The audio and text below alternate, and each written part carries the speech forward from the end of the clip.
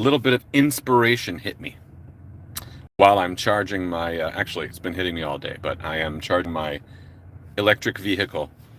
And unlike filling up with gas, you have some time when you're doing that. Um, and so I figured I would go live and share some of my thoughts on the social media platform. It's not really that. Mastodon, or it's not really a platform. Um, I'm obsessed. I got obsessed today. As far as I understand from people, there have been about 3 waves of interest in Mastodon, each spurred by something Twitter did or something Meta did, but usually Twitter. And today seems like yesterday and today actually seems like the biggest wave so far of people leaving Twitter and joining Mastodon because either they were banned already from Twitter, or they're seeing all these journalists get banned from the New York Times, Wall Street Journal, Washington Post, really reputable people who've had accounts on Twitter for a long time, and that they're being banned for posting articles or retweeting articles that are critical of Elon Musk, or just reporting facts like, "Hey, Elon Musk banned the account that uses public information and forms tweets about it, including FAA information about where his airport is, which is available for anyone to look at anyway." It seems very personal and vindictive, and I think a lot of people are getting really uncomfortable with having a sort of God King authoritarian dictator put the boot on their head or on other people's heads specifically because of a sensitive ego. And so they're flocking to Mastodon without really knowing what Mastodon is. The first wave of Mastodon, I signed up and then I quickly left. This is never going to catch on. I didn't. Elon Musk does. I think it was when he bought. So I gave him a chance. And this time, when I saw people getting banned from Twitter for Mastodon, and this time I got it a little better than I did. The media in social media using the email paradigm, and this is something I've been actually talking about to anybody who will listen for years, and I didn't realize until today that this is what Mastodon represents. It's first of all, it's there's no profit motive, which is amazing. Meaning there's no for-profit corporation that owns it that's trying to monetize you, serve ads to you, collect information from you. It is, as far as I understand, a protocol essentially where you have people hosting different servers around the world with different codes of conduct and different names. So the one I'm on is universadon.social.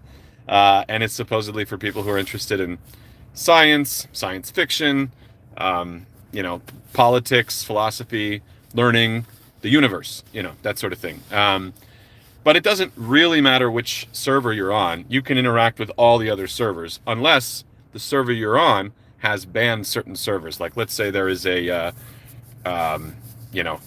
server for people in Tel Aviv, and maybe they've banned the Nazi server. Probably shouldn't even say that word on YouTube. But they say they banned this other server, right? That's like specifically anti them. So that would be a case where or let's say that there's a server that's just really strict about not wanting people with different opinions on them. They can ban other servers. But then again, you can migrate your account from one server to another server. So what's eventually going to happen? Get it? It was like university system to university system. They were self-hosted, and there was some servers in a basement somewhere, and you would have your like UCLA.org address or whatever it was, and that would interact with MIT.edu email address, edu probably, and so that's how it operated initially, and then larger players got involved. Okay, you can have an AOL.com email address, or you can have a Hotmail address, and in some cases you would pay for a subscription that would give you an email address. Earthlink, right? Came with this still happens. Comes with your your internet subscription or your cable subscription. And then you had players like Microsoft and Google start offering these things. And so now many people have a Gmail account, and it's free, but it's tied in and bundled in with all your other Google services. And we all know they're pretty much mining the information um, to improve their algorithms for search and other things, and possibly even serving you advertising. Um, but it's free at the point of service. But you're getting it from a large corporation. But you can still self-host your own email address, and if you self-host your own email address, you can still send an email to a Gmail address. Um, Gmail doesn't just ban all origination addresses that are not from Gmail. That would kill the usage of Gmail. So interoperability is key, and that is true for Mastodon. What you're going to see is lots of different players get involved. You're going to have people self-host and have their own email address that's on their server in their house, and you're going to have larger cloud players offer Mastodon servers. But what's really interesting to me about this is, so there's no centralized profit motive, but you could either pay for a subscription or have an advertising plan where you do join a larger corporation's hosted instance. And as in the case with Gmail or Outlook, maybe you like the user interface. Maybe it provides some features on top that you enjoy, spam filters, the way that you can compose a message, their web interface, etc. So there will be custom Mastodon clients. But the difference between Mastodon and email, obviously there are a lot of them, other than it being a social network paradigm versus a asynchronous messaging paradigm, is that you can do so much more with Mastodon. I mean, the possibilities are just floating into my head, and I'm definitely not alone in this. You could potentially have a social media client and service that offers lots of features on top of Mastodon.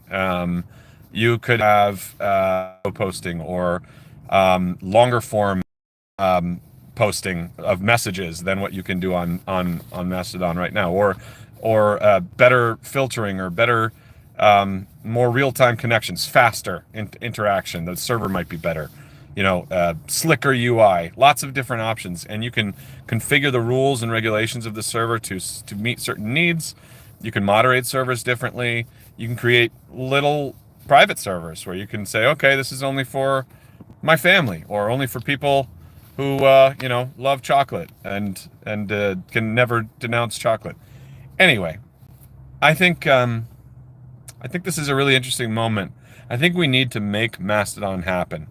I'm really excited about the potential of the platform. There is a little bit of a learning curve, understanding you're on a server and you're interacting with people on other servers, and there are some limitations that I think the developers are hopefully going to alleviate over time with respect to following someone on another server and their posts appearing. It's kind of up to a server, so maybe there will be server standards that will reach a certain quality level, and then those will be listed somewhere, and everyone will agree, okay, these are the quality ones. You don't want to join a server that doesn't let you see older posts from people on other servers, or doesn't let you see an accurate count of their followers, which is an issue right now. So this is the Wild West, and if Mastodon can become a thing, then we basically have another protocol like email. Mastodon is another protocol like email, but for social media. And I've been screaming about this for years to anybody who will listen to me, and I didn't realize that Mastodon is what I'm talking about. And now I'm basically a super fan. So I recommend everybody, hey, follow me on Mastodon. I'm at Michael Ludden. That's just one word. And again, I'm at universidon.social, I think it is. You can find me easily there. I migrated there from Twitter. I'm going to be posting more there than I am other places. And I'm excited for this ride. I think the social network effect is happening, and the more we can get people on there and interacting with each other. And if you get on there, follow as many people as you can, interact with them, reply to posts. What's starring boosting posts? These are things that you can do. Boosting is just retweeting, basically. But get the activity up, start interacting with people. It's exciting today to be on Mastodon, and I would like to see this momentum continue. And if we can make this a thing, then there's going to be whole industries that spring out of this. Whole industries. This is a very flexible, extensible platform with a lot of developer support, and a lot of enthusiasm right now because of what's going on. But this is what social media needs to be. Social media needs to be without a centralized profit motive. That doesn't mean that you're not going to have influencers working for companies, getting people interested in stuff. You are going to have that. That doesn't mean that you're not going to have, like I said before, managed Mastodon servers that are free at the point of service, but will sell ads to you. But you can choose that, just like you can choose what your email provider is, and you can choose, but it's still interoperable with all the other ones. But anyway, I've been rambling a lot. I'm sure it's a lot to take in, right? But Mastodon is really fascinating, and we need to make it happen. All right, that's all I got. Bye.